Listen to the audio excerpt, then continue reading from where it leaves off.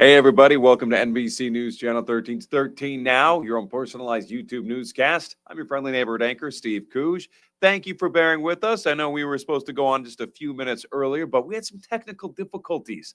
I had to search through basically like a snake den's worth of like cables to find out which one was unplugged from the camera to this computer right here. Again, it seems easy enough, right? But when you've got like a dozen of these different things all snaking around this room in different areas, it can be really hard to figure out what's going on without a tech specialist. Anyway, I got it. We're open. Hopefully, everybody can hear me okay. All right. I think I got it figured out. Welcome to tonight. Boy, what a night we're having right now. We've had some of the most serious breaking news that I think we've had in the capital region in a long time. We're going to break that down in just a minute. Before we get that, again, hope your night is going well. It is, where are we? We're Wednesday already? Wednesday, April 9th. Hope your day, your week is going good. Hump day, we've made it at least halfway through the week. Here are the top stories we're tracking right now. Now, first off, if you watched any of our earlier newscasts starting at around 4 p.m., then you already know, like, things were crazy today in Saratoga County.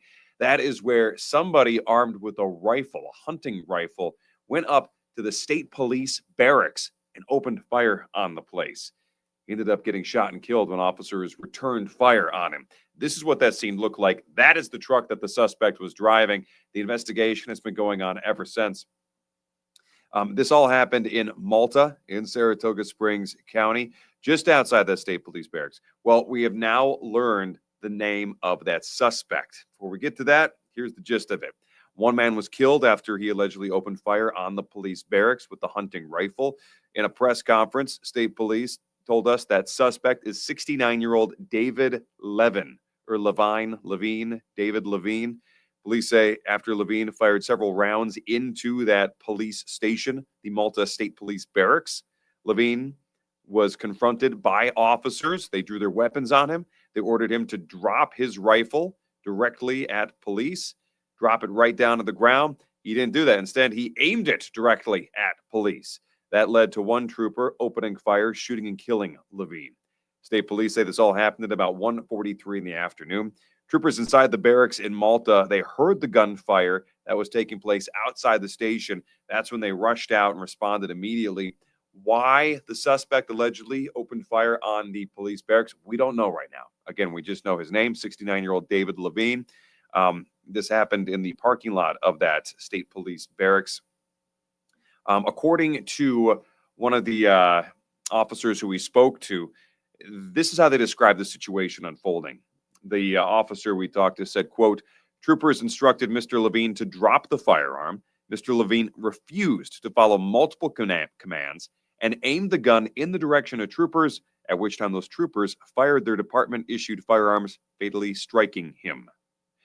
The trooper that we spoke to went on to say, quote, I want to remind everyone that this is an ongoing investigation and that the information is preliminary and subject to change. So make of that what you will. We do hear that multiple body cameras on those officers were rolling at the time. It's going to take a minute, maybe a week, maybe two, maybe just a couple of days, depending on how quickly the state police want to release this video to us. But eventually we will have video of this shootout between 69-year-old David Levine and these state police troopers. No officers were hurt, thankfully. But again, the main question a lot of people probably have, who exactly is 69-year-old David Levine? Where did he come from? And why would he take a hunting rifle out to the troopers' barracks like this and open fire on the building itself? Is this a suicide by cops? A lot more to come with this story, so please stick with us. Another story we're tracking for you. If you've been watching our newscast the last couple of weeks, you've probably heard of a few different severe cases of animal abuse. As it turns out, animal abuse cases in our area are on the rise. Nothing that us pet owners really like to ever talk about, but it's something that we do need to be aware of. This was one of the cases of severe animal abuse we've been reporting on. The president of the Humane Society now, one of the local humane societies, is calling some of these cases of animal abuse heinous. Tessa Bentulin visited a humane society in Hudson to get a better idea on how animal abuse cases like this typically start. The Columbia Green Humane Society president, Ron Perez, he says, quote, People just don't realize how much it takes, for instance, to take care of something like a horse. They go in with good intentions, but they get well over their heads. And I think they're afraid to ask for help or there's money issues. That was according to the Columbia Green Humane Society president. We've had 7 animal cruelty cases since February. Some of those cases are felonies. They're being investigated right now, very severe. You can see this is just one of the animals that was injured. The horse case is a great example. That was out of Corinth. That's where one woman was arrested. Her name was Tamara Distenko. She was arrested last month on animal cruelty charges. She had 7 horses that were severely underweight. They were emaciated. She also had a pig and a goat. All of those had to be seized from her property. Just heartbreaking. Another case was that made the headlines. Lavender, this little French bull terrier, had its ear cut off and was also abused. It was found roaming the streets of Schenectady. The owner, not the owner, but whoever, the police were able to find some surveillance camera footage and track down who dropped off that little dog, Lavender. That person has been arrested and charged, but they're still not sure who abused Lavender and cut its ear off. The Humane Society organizer and manager, Mr. Perez, says in many cases where animals are severely abused and even tortured, there's almost always a psychological element at play. I mean, you'd have to imagine someone's got to be pretty crazy to want to hurt an animal like that, an innocent creature like that. Well, as with all these 13 Now broadcasts, I always like to end on something a little more positive. This is a great story that'll, I guess, put a smile on your face, leave you with some good feelings. It's a combination of local kids from our area getting together with some celebrity actors to perform down in New York City. These are some of the pictures that were sent to us. Many of these kids are dealing with some life-threatening illnesses. Well, they were able to get together with the likes of, you can see Paul Rudd there, Tom Hanks, all coming together to act and do some pretty silly, fun performances. You have, oh gosh, Matthew Broderick. There it is. Now I remembered. All getting together, taking the stage down in New York City. It was a night of serious fun, especially for one local girl in Latham. Her name is Catherine of Latham. The Serious Fun Children's Network. They are the parent organization of the Double H Ranch in Lake Luzerne.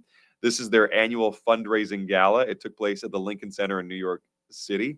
The centerpiece was a 90-minute live show featuring just some of those serious fun campers, including Catherine from Latham. Catherine and the other campers performed with and for some famous guests, including, as I mentioned, Matthew Broderick, Paul Rudd, and Tom Hanks. If you haven't ever heard of them, the Double H Ranch is a special charity that's located here in our area, in the Lake Luzerne area.